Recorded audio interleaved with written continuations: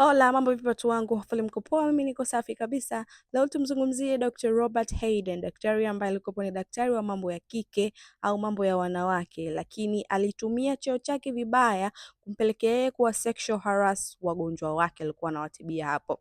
Let's get into it. Dr. Robert ni daktari ambaye alikuwapo amesoma sana. Alikuwa na degree ya daktari, akaja baadaye akapata masters ya udaktari. Alikuwa ni daktari ambaye alibobea na alisoma vizuri sana. Na kuwa ubobezi wake ulimpelekea yeye kwenda kuajiliwa Columbia University, katika hospitali ya Columbia University ambayo ni kubwa na inasifika sana. Na alivyoajiliwa hapo aliajiliwa kama gyno au daktari wa mambo ya wanawake, lakini yeye alikuwa ni mtu wa ajabu sana. This is the most disgusting thing I've ever heard. Watu ambao tumewahi kwenda kwa madaktari hao wa mambo ya kike, unajua jinsi inavyokuwepo, lakini kama hujawahi kwenda huwezi ukajua exactly vipi unatibiwa down there, yeah? Kwa hiyo yeye alikopo anatumia hiyo nafasi kuwalaghai hususan watoto wadogo ambao wako chini ya miaka 18, kwa sababu wanakuwa hawajui kujitetea, hawajawahi, lakini pia wamama wajawazito au kwa wale wagonjwa ambao anakuwa anajua kwamba wewe it's your first time kuja kwenye mambo kama haya hapa. So alikuwa anatumia nafasi yake vibaya kivipi? Alikuwa anatumia nafasi yake vibaya kwamba alikuwa anatumia vidole vyake without wearing gloves insert wanawake na wasichana huko chini, vidole vyake without wearing gloves, kwa sababu alikuwa anatumia for his personal pleasure. Alikuwa anafanya kwa namna yake mwenyewe, alikuwa anafanya hivyo, alikuwa anajaribu ku rub their down parts. I don't want to go into detail, lakini just it's the most disgusting thing. He was doing things ambazo sio za kawaida, alafu alikuwa anaaminisha wateja wake au wagonjwa wake kwamba hivi vitu ndio ambavyo sisi madaktari tunafanya. And he went very far to the part where alianza kufanya hadi kuleak down there, akisema kwamba it's part of the observation also. Kwa wanawake ni wengi sana, kwa sababu alikuwa ni daktari mkubwa aliyesoma. Watu wengi sana walikuwa wanasema ni daktari mzuri, hivyo watu walikuwa wanarekomendiwa kwamba nenda kwa Dr. Robert, is such a nice doctor. Lakini ukienda hapo unakutana na mambo kama hayo. As a woman, I really understand kwa nini watu wengi walikuwa wasemi. Kwanza unakuwa huna uhakika alichofanya ni cha kawaida au sio cha kawaida, lakini pia unakuwa unawaza nikisema itakuwaje. It's a lot of things. Kwa wanawake wengi sana zaidi ya 100 walifanyiwa hivyo vitu.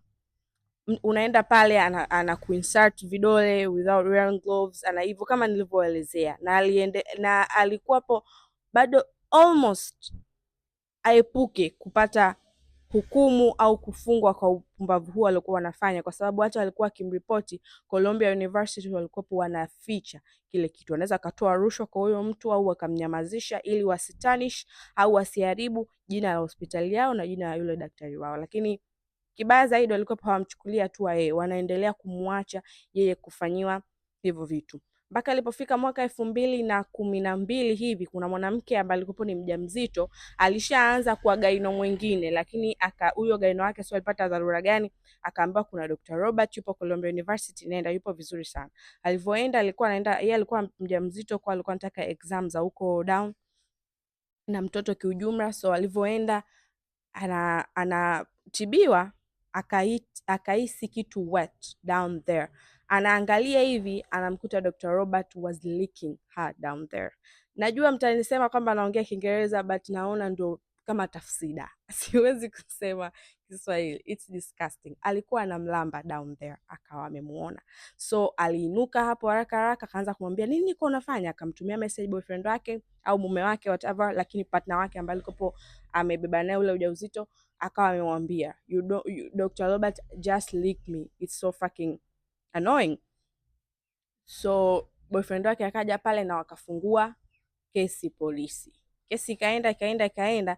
Walichokifanya Columbia University ni kumuita Dr. Robert na kuongea naye tu, tunaomba ute nani yako ya hospitali kama kitambulisho cha hospitali, alafu uresign we mwenyewe. Dr. Robert mpaka kufika huo muda alikuwa ameshafika mtu mzima, alikuwa ashafika mtu mzima. Kwa ilikuwa ni muda wake wa kustaafu. Kwa hiyo alichokifanya hao ni kumwambia tu tunaomba tu staafu kwa sababu umri wako ushafika anyways. So tunaomba tu staafu, ulete na kadi yako ya kazi, which was pointless kwa sababu kumfanyisha mtu astaafu wakati muda wake ushafika kustaafu, kumfanya apeleke cheti cha nani wakati amesha staafu, it was literally useless. Kwa hiyo alivyofanya hivyo, basi wakaona kama hiyo ndo adhabu kubwa zaidi waliowahi kumfanyia. So mpaka huo mwaka 2012 pia aliepuka kukamatwa au kuchukuliwa hatua. Alichofanywa tu ni kuambiwa staafu na kupeleka certificate yake ya kazi kwamba asifanye tena kazi. Kwa mtu ambaye alishastaafu mnamchukua certificate yake asifanye kazi iliwe. It was literally pointless. Kufika mpaka mwaka 2016 hivi, kumbe Dr. Robert aliwahi kuwa daktari wa mke wa mgombea rais mmoja hivi wa huko Marekani. Sasa kilichotokea ni alimfanyia pia huyo mwanamke. Mwanamke alikuwa amenyamaza, lakini after certain time akaona this is my position. Mume wake alikuwa ameshawahi kugombea urais. Huyo mwanamke akasema kwenye interview alichomfanyia Dr. Robert, na ndipo hapo kesi ilipofufuka. Yule mwanamke kuongea ni kama akawa amefungua mlango kwa wanawake wengine wengi sana. Watu wengi sana wamejitokeza kwenye kesi ya Dr. Robert na kusema vitu gani amefanya na vitu kama hivyo. Kesi ilikuwa inaendelea kwenda na yeye alikuwa anakataa, lakini ushahidi ulikuwa unakuja, people are moving forward. Wanawake wengi, niwaambia zaidi ya 100 walikuwa na move forward kwamba kweli hata mimi alishawahi kunifanyia hivi, kitu ambacho sio cha kawaida. Kweli hata mimi alishawahi kunifanyia hivi, kweli mimi alishawahi kunifanyia hivi.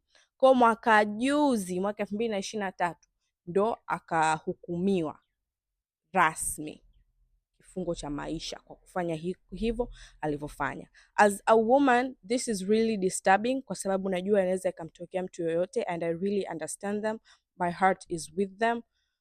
Really, is really disturbing. Lakini kwa akili za wanaume najua they will come in the comments and making funny comments about this. Najua zitakuwepo because I know wao wanafikiria vipi, and I know sisi wanawake tunafikiria vipi kwenye situation kama hii, ambayo mtu kama huyo anaweza kukulaghai kwa namna kama hii na ukajikuta in a position ambayo huwezi yani hujui ufanyeje. Niseme, nisiseme, is it normal, is it not normal?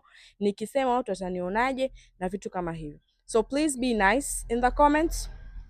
If I see any weird comments, naenda kudelete, but this is the whole story ya Robert Hayden.